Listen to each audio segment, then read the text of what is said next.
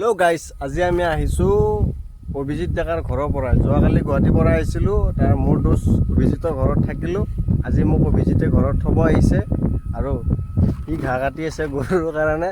মই ৰাস্তাৰ এনেকৈ তাক ৰখি আছোঁ গাইজ। চাওক অৱস্থা চাওক, কি কৰিম, উপায় নাই গাইজ। এনেকৈ চলি থাকিব লাগিব, গৰু ছাগলীও খাব লাগিব, মানুহো খাব লাগিব। ঠিক তেনেকৈ সি ঘাঁহ কাটি আছে, মই এতিয়া ৰাস্তাত ৰখি আছোঁ, ধুনীয়া বতাহ খাই।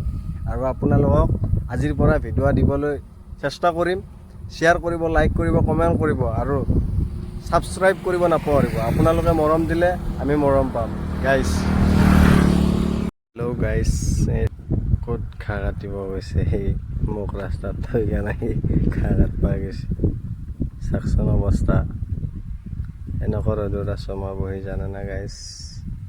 সি এতিয়া ঘাঁহ কাটিব আৰু মই এই ৰ'দত ৰখি থাকিম গাইজ।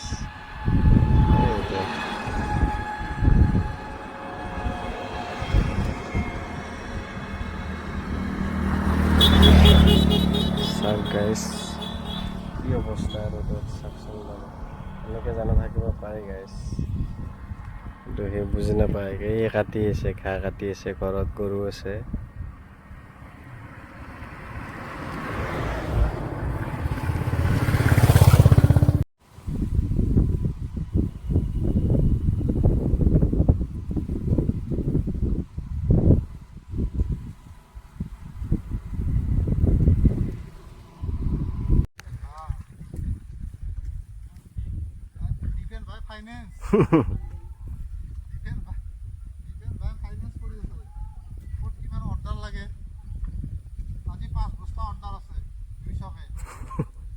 সেইটো চালান যাব, সেইটো গুৱাহাটী, সেইটো হেৰি যাব যোৰহাট। আমাৰ বানপানী সাহাৰ্য আমি বেলেগ একো দিব পৰা নাই গাইজ। আমি আৰু গৰু ছাগলী বহুত ঘাঁহ চাহ খাব পোৱা নাই বাবে আমি তাৰ বাবে যোগাৰ কৰি আছোঁ গাইজ। যাই আছোঁ আৰু এতিয়া বৰ্তমান আৰু তাৰ মোবাইলেদি মই ভিডিঅ' কৰি আছোঁ। যোৱাকালি মই গুৱাহাটীৰ পৰা আহিছিলোঁ, যোৱাকালি ৰাতি হ'ল বাবে সিহঁতৰ ঘৰতে থাকিলোঁ। বহুত মৰম দিছে সিহঁতৰ ঘৰৰ মানুহে, ভাল লাগিছে এনেকুৱা বন্ধু। ঘৰখনে যে মোক ভাল পাইছে বা ময়ো ভাল পাইছোঁ সিহঁতক বহুত। আগলৈ যেন এনেকৈ আমাৰ থাকে ৰিলেশ্যনটো। আৰু মোৰ বন্ধু অভিজিত বহুত ভাল হয় ল'ৰাটো, আৰু সি আজি মোক ঘৰত থ'ব আহিছে।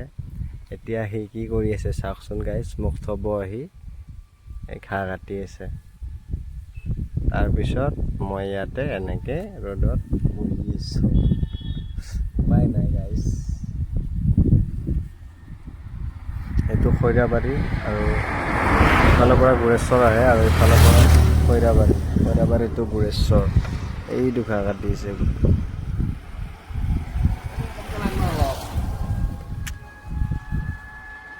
চাওকচোন,